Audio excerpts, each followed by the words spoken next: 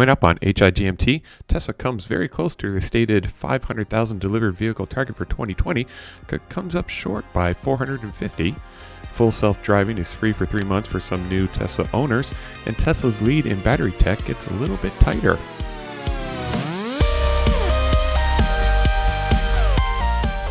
Welcome to How I Got My Tesla, the podcast of indeterminate length for Saturday, January 2nd, 2021, episode 23 in Ottawa, Ontario. I'm Matt Wilson. Let's start off with a few Tesla things you should know. This just in from CNBC.com and ArsTechnica.com. Tesla announced today that it produced 179,757 vehicles while delivering 180,570 vehicles for their fourth quarter, beating its previous record by 30%. This year, Tesla delivered 499,550 vehicles in 2020, which is just ever so slightly below their stated goal of 500,000 delivered vehicles for 2020. And in terms of production, Tesla produced 509,737 vehicles for 2020, which is more than the expected production run for this year. For the year, Tesla delivered 57,039 Model S's and Model X's and 442,551 Model 3s and Model Ys. Now, this is really big news for Tesla, who had to endure a 6-week shutdown due to the global pandemic earlier this year. Without the shutdown, Tesla would have easily met their 500,000 delivered target. This production run, which is now a record, sets Tesla up for great success in 2021 with their stated 1 million delivered vehicles for this year. Gigafactory Shanghai had just started their second production line for Model Ys, and Tesla has just broken ground for their Phase 3 plans at Gigafactory Shanghai. We also look forward to Gigafactory Berlin, which is expected to start Model Y production in the summer of 2021. Now, Tesla was hoping to reach the 500,000 delivered vehicles for 2020, and because of this goal, Tesla was again tempting prospective EV owners to pull the trigger by the end of 2020 by offering up full self-driving for free for the first 3 months of ownership. iPhoneincanada.ca has the article where Elon announced last Tuesday that, quote, all Tesla vehicles delivered during the last 3 days of the year will receive free 3-month full self-driving option. Distribution and documentation must be completed by midnight December 31st. Normally, the FSD option comes at a cost of $10,600 Canadian, and the free 3-month trial is a great way to get into FSD into the hands of new drivers who can test out the new features and possibly advocate for the full purchase after the trial period has expired.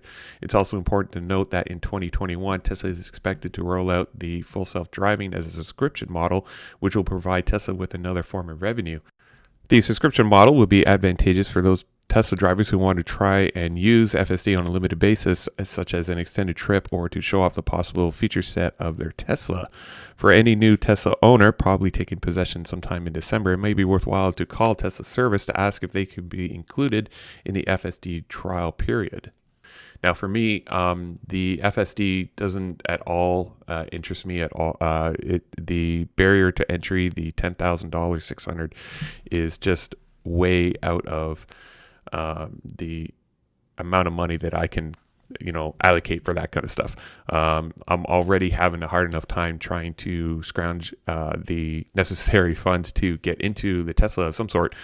And so the full self-driving option is definitely not really an option for me at this point.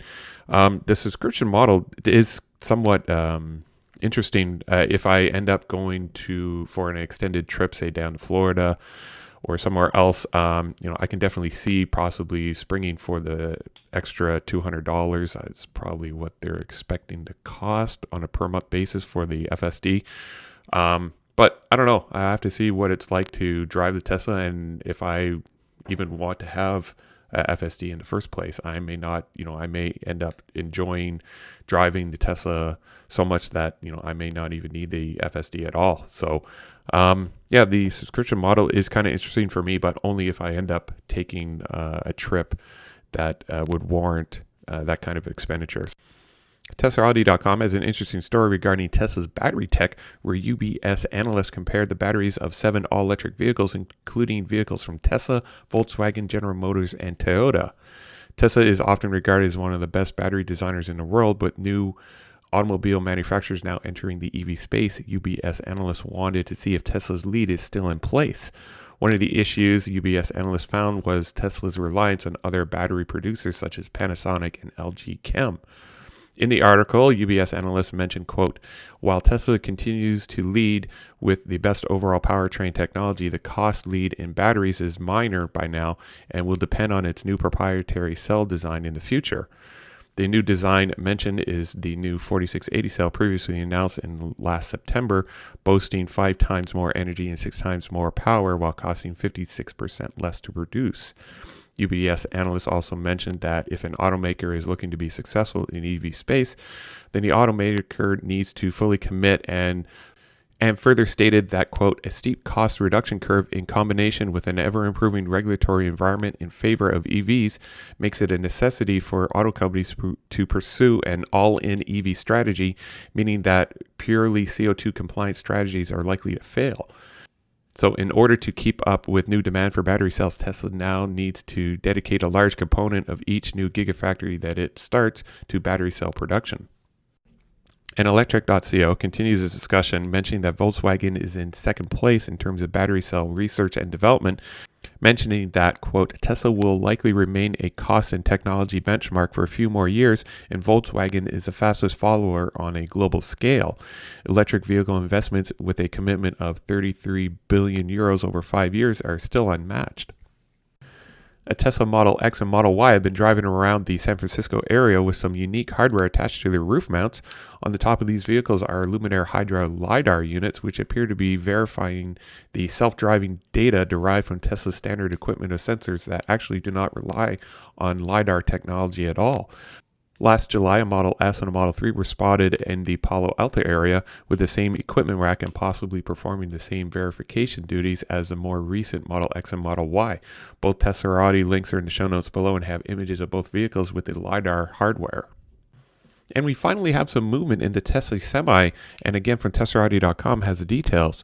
At Gigafactory Nevada, 4 Semi prototypes have been in various stages of production, and Tesla has advertised for new positions at the facility tied directly to the Semi.